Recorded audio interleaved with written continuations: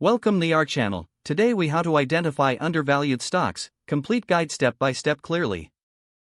Begin by understanding what an undervalued stock is.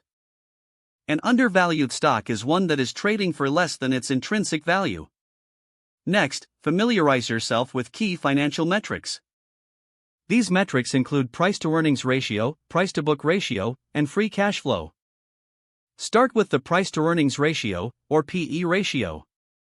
Calculate this by dividing the current stock price by its earnings per share. A lower PE ratio can indicate that a stock is undervalued compared to its peers. Move on to the price-to-book ratio, or PB ratio. This ratio compares a company's market value to its book value. A PB ratio of less than 1 may suggest that the stock is undervalued. Next, analyze a company's free cash flow. Free cash flow is the cash a company generates after accounting for capital expenditures. Positive free cash flow indicates financial health and potential undervaluation. Look at the company's historical performance. Review how the stock has performed over various market cycles. Research the management team and their track record.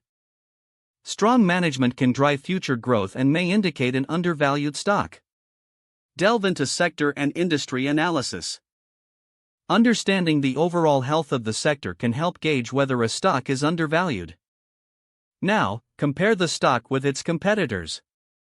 Identify companies in the same industry and compare financial ratios and performance. Consider analyst ratings and recommendations.